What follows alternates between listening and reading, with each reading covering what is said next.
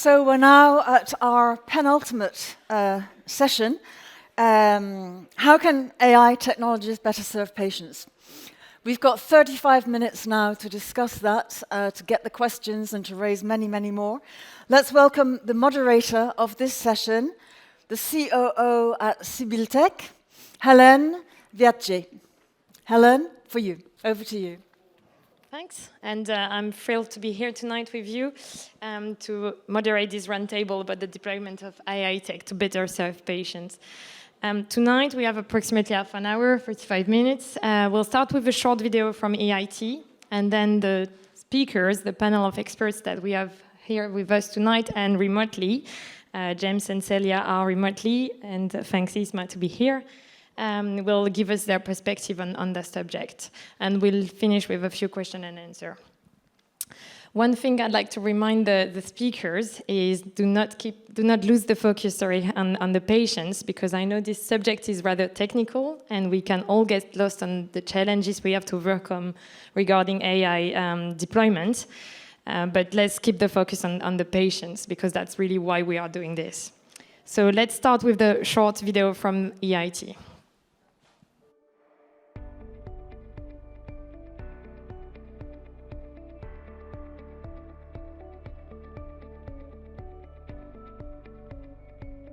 Hello, my name is Carolina García Vidal from Hospital Clinic in Barcelona, and I'm very happy to share with you our innovation program that is the creation of a virtual control center for COVID patients. And as you can see here, from this screen, I can see all my patients hospitalized with COVID and have information in real time about the phenotype of these patients. That allows physicians to give the patients an early and personalized treatment. I would like to thank the European organization and IT Health for their support for this project, and also to explain you that now this control center has been also constructed in Leuven, Belgium, Amsterdam, and in 2 different hospitals in Spain. Thank you very much.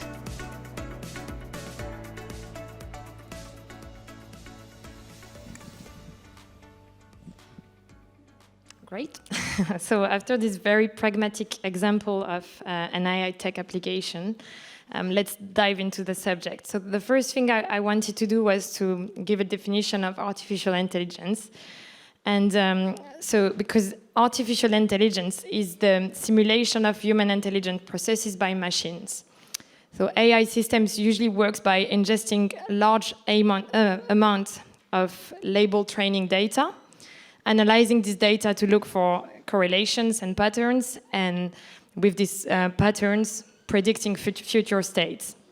So for example, you've probably all heard about a chat box, basically that is fed examples of text interactions of text message and reproduce them to produce likewise messages with real people. And that's what companies like Ada Health are doing, like those sorts of healthcare chat box. Or you have image recognition tools that are fed examples of image and that learn to identify and describe objects in images. So that's what AI is. And when we speak about AI in healthcare, I think there are really 2 different ways of doing this. You could use AI tech to improve the processes, improve the organization of the patient's care, improve drug development, or you could use AI as itself as a product, as a medical device to improve clinical outcomes for patients. And that's 2 really different use of AI tech. So tonight we have with us Isma Benattia. Isma is a psychiatrist and a bioethicist, and she currently serves as a vice president and head of R&D strategy and operations at Amgen, one of the leading biotechnologies companies.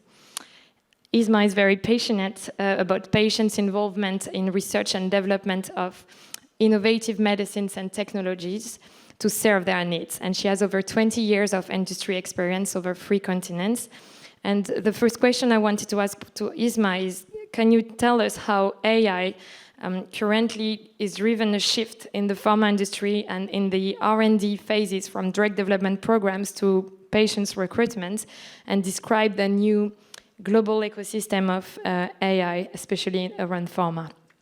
Sure. So thank you and good afternoon, and thank you for this opportunity to be here and having this discussion, which is a very important one on the role of AI in better serving patients. So if I can get to the next slide, because I promise it's only one slide, for this presentation, because it's such a broad topic that when I started thinking about it, if you put the patient in the center of everything you do, and you considering your main objective is to better serve patients, how, again, these technologies and how the world around us is ready to take this new challenge.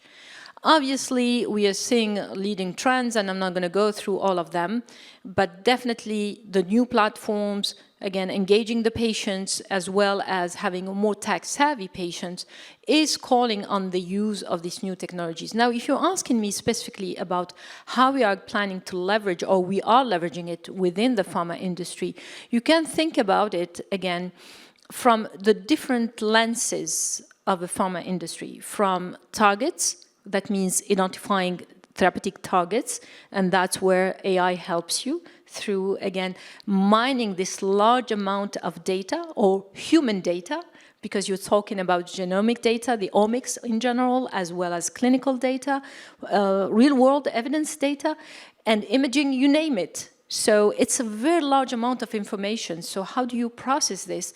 You, as a scientist or as a physician working in this industry, you can expand your potential by leveraging the machine. Then comes the clinical trials, the research.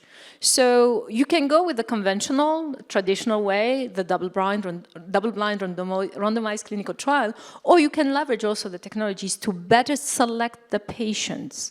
By better selecting the patient or subgroups in your clinical trial, you are already embarking on precision medicine. That's really important. Therefore, why it's precision medicine is important, by targeting the specific population, that's how you're going to optimize the patient outcome. Coming and really targeting the population. And also, you can detect much easier, understand some of the safety signals, the pharmacovigilance signals, to help you really build the benefit risk. Overall, it will benefit the patient. More targeted population with more effective drugs and safer drugs overall. That's how we see it in the industry. And it's the only way to do it is by leveraging this huge amount of data through, again, machine learning and obviously artificial intelligence. Great. Yeah, I think you're perfectly right. It's all about the data. And as I've said, this AI can help for data crashing for patients' recruitment, but it can help as well as a product, as a medical device. And for the next talks with Celia, James, and myself, what we wanted to focus on as well was the challenges related to using AI tech and deploying AI tech as a medical device. So the first thing I wanted to tell you is deployment of a digital technology like an app, like all the very successful digital technology, is usually characterized by what we call the S-shaped curve, with the adoption being really slow at the beginning, with the really innovators and early adopters. So very few people. And then you are used to see quite a significant scaling quite quickly with the early and late majority of people adopting the digital technology. And then the laggards being the last one, who sometimes won't even ever adopt the technology. And I think what's really interesting in the deployment of AI tech in healthcare is that we have several specificities that makes those deployment curves really different from the one we are used to see in digital tech.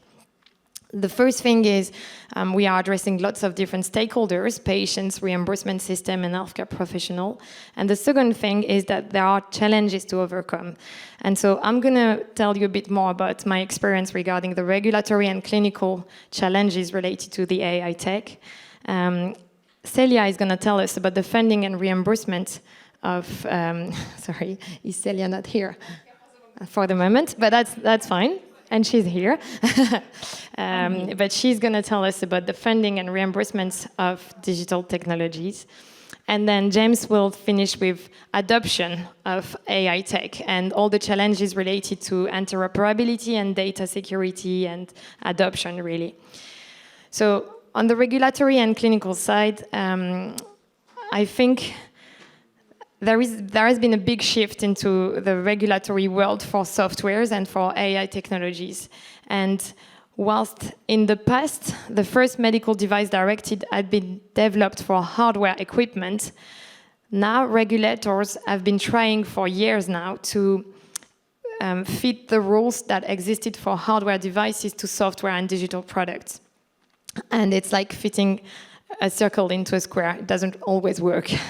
So I'm going to be very pragmatic and give you a few examples of why it doesn't work and why we need to take a different angle for regulation of AI tech. So the first example is manufacturing. Manufacturing of a medical device is critical, and it does make sense to speak about IQ, OQ, PQ, which is installation or operator and performance qualification of manufacturing equipment. So when you are talking about a soldering iron or a laser welding machine, you know what I'm talking about? Exactly. Yes. Yes, you need to make sure your process works. But what about the manufacturing of a SaaS platform, of a software platform? It doesn't really make sense. You don't manufacture a SaaS solution.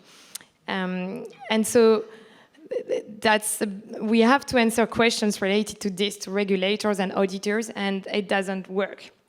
The other example is compatibility.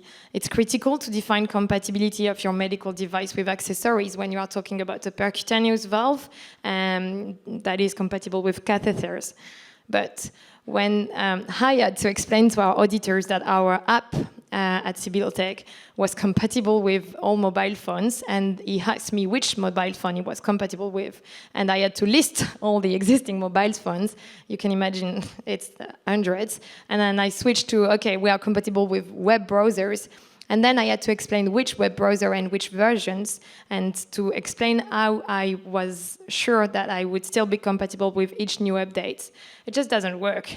I mean, we have to think differently around CE marking and approval of softwares. I don't know if you have had similar experience. I would totally agree with you. You know, the examples you are citing here apply also in all dimensions when it comes to healthcare and introducing, again, these technologies in the healthcare. The urgency or the priority, you know, from my perspective, is really for the regulators and globally to align and to revise, again, the approach to this new technology coming in healthcare.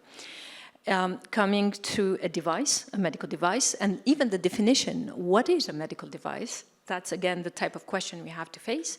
But also, what are the ethical standards you want to apply globally? What are the quality standards that you're referring to you want to apply from a global perspective? Because eventually, from a business point of view, you want to scale it up, then you'll be facing the requirement in different regions of the world. So the harmonization and the standard with, you know, and the new revision of the regulation to absorb this new revolution, because it's only a matter of time, and it's happening faster than when we think, to be able to absorb, again, this innovation and this shift in the healthcare overall. But you're raising absolutely critical examples on day-to-day what it means to bring this medical device. So I'll just give another example. User guides. So there is a regulation about e-labeling, which means that you are able to provide electronic user guides to healthcare professionals, but not to patients. And how am I supposed to ship a paper user guide to a patient that has downloaded the app on the App Store? How am I supposed to even know his address? And we're not even talking about the GDPR yet, but that's the sorts of issues we are facing today with the deployment of an AI tech. And last but not least, marking an algorithm that is a dynamic algorithm that is machine learning. I haven't heard about anyone succeeding so far. So most of the AI tech that has received FDA approval or CE marking are static algorithm or frozen algorithm. And I think regulators don't know yet how to deal with that. And that will soon become an issue, because if you want to leverage the power of AI tech, you have to take this into account. So assuming you've got your CE marking, you need to have clinical proof of your device. And to get clinical proof of the impact you are claiming, the gold standard today is, thanks to Professor Raoult in France, now everyone knows what it is. So it's a randomized control trial, and often a blinded randomized control trial. Again, what do you define as a placebo when you're talking about an app or an AI tech? Do you have to create a fake AI algorithm as a placebo? So those questions need to be addressed if we want to see the deployment of AI tech real life. And those questions, when addressed, will allow us to be actually reimbursed or funded. And by us, I mean the AI tech industry. And I asked Celia if she could join us today.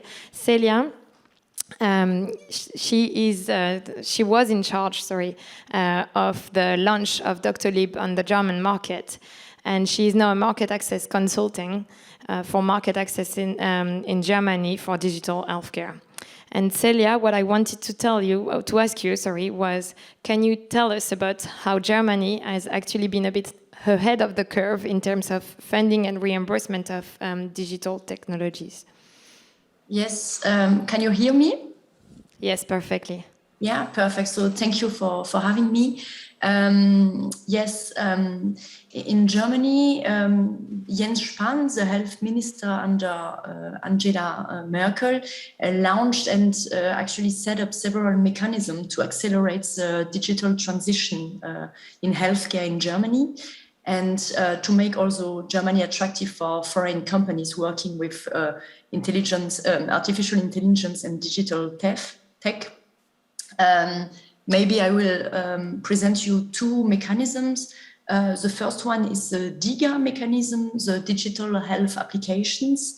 And basically until 2020, there were no specific pathway for digital solution to go to the gesetzliche Krankenversicherung, so to the public healthcare insurance. And what he decided 2020 was to say, okay, we have apps providing supports in the detection and treatment of diseases and on the way to a self-determined health-promoting lifestyle. And the DiGAs, so this mechanism he wanted to have, the DiGAs is therefore digital helpers in the hands of patients. So basically, doctors can prescribe the certified apps on prescriptions. And actually, it was made for apps and for products, medical devices, class 1 or class 2A, relying on digital technologies, of course, centered on patients and with the function of detection, treatment, palliation, abatement of pain, compensation of diseases, injuries, or disabilities. And basically, it's how does it work? It goes through the BfArM. The BfArM is, at the federal level in Germany, you have the legislative framework is defined by the Federal Ministry of Health. And then there are four subordinate institutions, and the BfArM is one of them, and he's responsible for pharmaceuticals and medical products. So basically, the BfArM is responsible for the DiGAs. They are, of course, an application in the DiGA registry with general requirements like safety, quality, functionality, privacy, data security, and also about positive care effects, for example, medical benefits, structural and procedural effects. And then the BfArM, after the registration of the app, takes actually 3 months to decide if it will be listed or not. And after a period of 12 months, like a trial period, they will decide if it will be reimbursed or not. So that's how it works on this side, but on the other side for the patients, basically a physician will prescribe a DiGA via a standard prescription in Germany. And then the patient, after the appointment with the physician, will download the DiGA. he will upload the prescription in his health insurance app or hotline or per mail. And then he will receive an activation code, and the provider will send the code to the health insurance fund. So you see, it's not so easy in the use right now, but it is how it works. And at the end, the health insurance funds will reimburse the provider.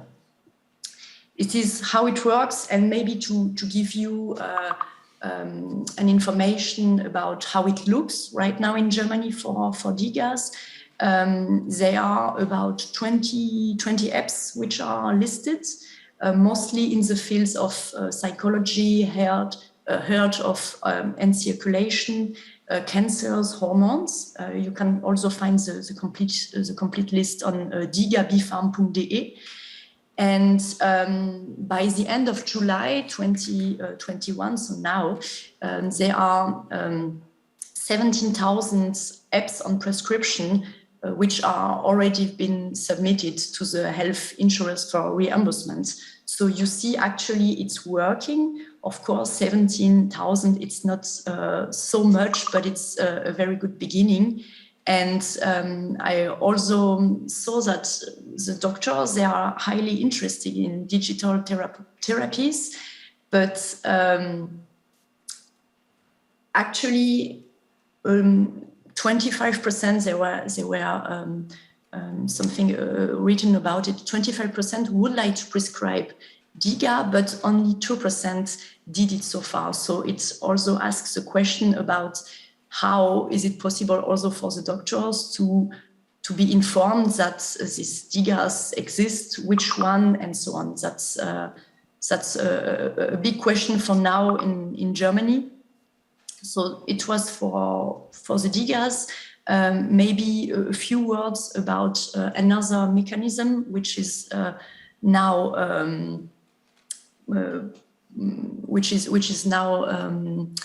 discussed in Germany and put in place in Germany. That's the Krankenhauszukunftsgesetz. It's basically in English the law for the future of hospital, and it has been decided last year. And it's with a funding of 4.5 billion euros, 3 billion from the state and 1.5 from the regions, from the Länders. The Krankenhauszukunftsgesetz is actually intended to address the investment backlog that has accumulated Germany and the German hospitals over the past decades. So basically, the funding is provided with a wide range of digitalization projects. There are 12 subjects. There is, for example, patient portals, digital documentation, medication management, also cloud computing systems. And it is made like this, that the hospitals and clinic have to work on these subjects. And for that, they have to check, okay, what do we have for now and what do we need for technologies? And then they have to pick up, I would say, startups or firms which are developing solutions in these subjects. And then they have to ask for the funding, for the money from the state and also from the regions to get that. So it was a few words about two mechanisms, but we can see that in Germany there are mechanisms which are put in place really to encourage. Yes. Yeah, sorry. Yeah, no, that's great. And I think actually Germany is a great example. And France has also tried to move on to this direction with the reimbursements of telemonitoring. Another thing I wanted to say regarding reimbursements and funding is that the payers are actually going in the right direction by, they now are speaking a lot about considering PROMs, for that PROMs means patient-reported outcome measures. And PROMs are are starting more and more to be used as an evaluation mechanism for AI tech and for medical devices in general. And I think that's really a good direction that the payers are taking. And DIGA is exactly that, because for DIGA, if you want to be reimbursed in Germany, you have to prove a benefit for patient, and the patient-reported outcome measure is accepted. So if you have a questionnaire regarding stress or anxiety or depression or quality of life that is filled in manually by the patient, so the patient themselves report their outcomes and the benefits they are getting, then now all the national systems are looking into reimbursing medical device on that base. And I think that's the right direction which we should be taking. So thanks a lot, Celia. You mentioned something, and that makes a great transition toward the next speaker. You mentioned that only 2% of the doctors in Germany have actually prescribed the AI-approved apps. And I think that's actually the next subject is, assuming you got your app or your AI tech CE marked, you have clinical proof, you are funded and getting reimbursement. The next challenge is actually the adoption. And so I've asked James Somauroo to tell us what are the challenges he has been witness of on that subject. James is an anesthetics and an ITU doctor by background, and he's now the founder of SomX, an Healthtech specific communications agency. He's also a contributing writer for Forbes, host of the Healthtech podcast, and editor of the Healthtech Pigeon newsletter. And he has accompanied several startups and companies in the UK and globally, and helping them to actually accelerate their product adoption. So James, up to you. Thank you so much for that wonderful introduction. So the UK has been a very interesting place to be over the last 5-10 years, even when it comes to health technology. We've got such a vibrant startup scene, as you've mentioned. We've got so many solutions. There are so many problems. There are so many funders.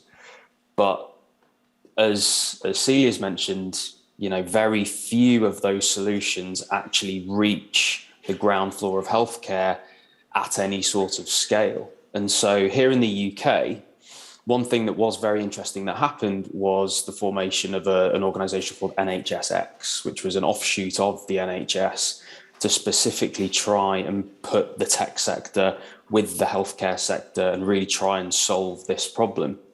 He talked about interoperability, talked about data security. I think a lot of this comes down to the fact that our NHS here in the UK, which I'm sure you've all heard of, is very fragmented.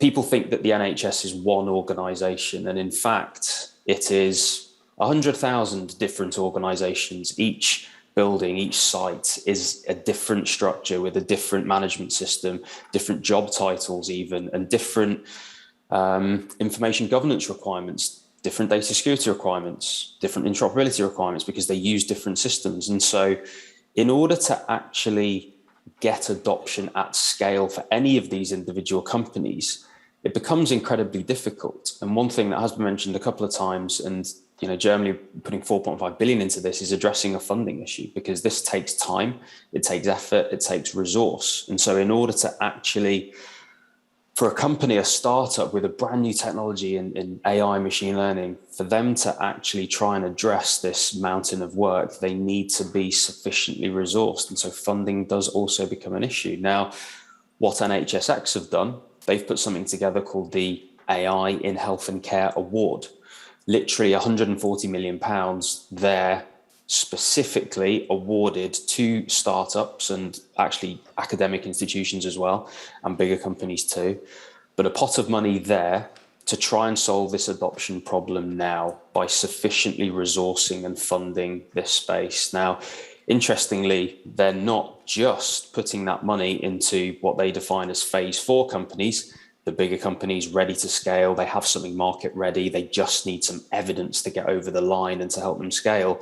They are putting money there. But interestingly, they're actually putting money into what they call phase 1, which is technical and clinical feasibility. And so what the UK seems to be doing from the centre is forming a pipeline of all these different organizations that have the relevant funding resource to get over that interoperability, data security, information governance hurdle, but then also allowing them the time with sufficient funding to build what I think is key to all of this in adoption, which is building trust. Because ultimately, to get these deals over line practically on the ground floor, which is where I am, it comes down to the individuals in these companies having conversations with the individuals in these healthcare provider structures, hospitals, GP practices, et cetera. And so really, to get over this adoption piece, it becomes about building trust and building trust at scale. And part of that comes through evidence, and we've talked about evidence a great deal. I think that is absolutely key to address what actually needs to be done from an evidence perspective. We've seen many more prospective studies being done now on AI, which is incredible and great for the space, etc.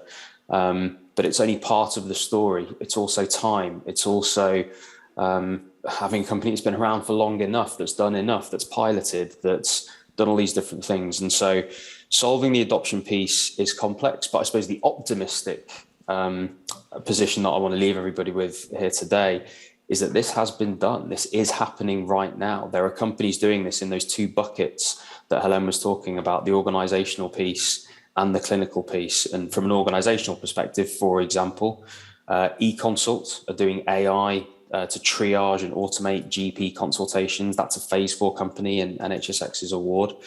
That's on the organization side. On the clinical side, skin analytics, leveraging AI to analyze images of skin lesions to say cancerous or not.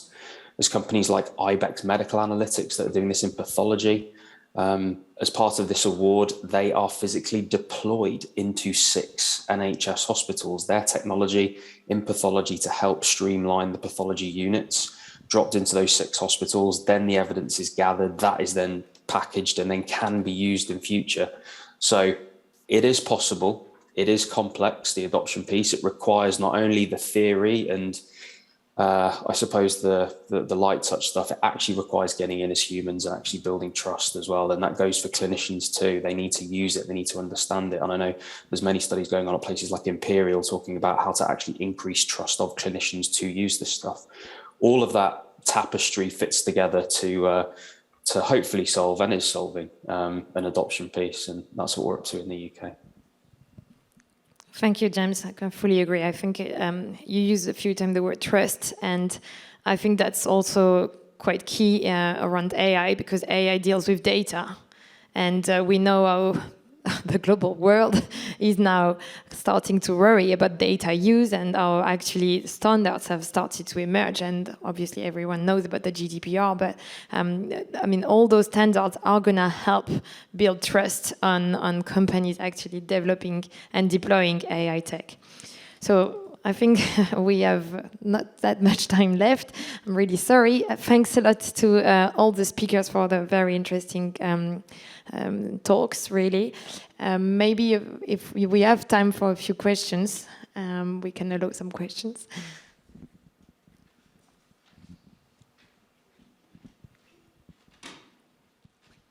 Good afternoon. Guillaume Setou from Sophia Genetics. There is one core unit at the center of the ecosystem, is the hospital. And they have the resources, they have the talent, they have the people, they see a lot of patients. I would love to hear from the panelists if you see challenges or opportunities at the hospital level to make them drivers of that adoption. So I'm going to give it a try. So again, I think, you know, when you're talking about AI, and it's really a transformation of the whole ecosystem. So we cannot underestimate the educational part. Are the hospital going to be a centerpiece? They have to play a critical role, an important role, but do not estimate the amount of education that needs to happen in the different level of the institution to adapt this new technology. And reducing the fear, democratizing, again, the use of AI to better optimize the patient outcome. You need to speak the language of the different players in that ecosystem in the hospital, the cost saving, the quality of care, again, the scalability, and also the staff engagement. Eventually, trust me, the machine will make people feel better about their jobs because they free up the time for more valuable interaction with something, you know, when you're entering the healthcare system, you want to do is really spending more time with the patients. So that's really, but it's a significant amount of work. I would even say the hospitals need to understand that AI tech deployment will be only successful if they change the way they work as well. So in terms of you've mentioned the staff, the machine won't just replace the human. It won't work like this. There will always be a human looking at the outcome of the machine, of the AI, and it will generate new organization, new way of working, and a new shift as well in terms of the scope of the work from nurses to specialists. So on the medical staff level, that's it. And then AI works if you have significant amount of data. So hospitals, I would say, and that's what we are seeing, they have to work together as well and to actually trust each other and share that data and start to work on the higher level, not on the hospital level, but you have to work collaboratively with other hospitals if you want AI to really be powerful. So you have to have sharing, data sharing agreements and those sorts of in place. Can we have, no more questions? Okay. So on that note, then, I'm sure the speakers will be happy to answer any questions online or for emails if necessary. Thanks a lot, Celia, James, and Isma. Thank you very much.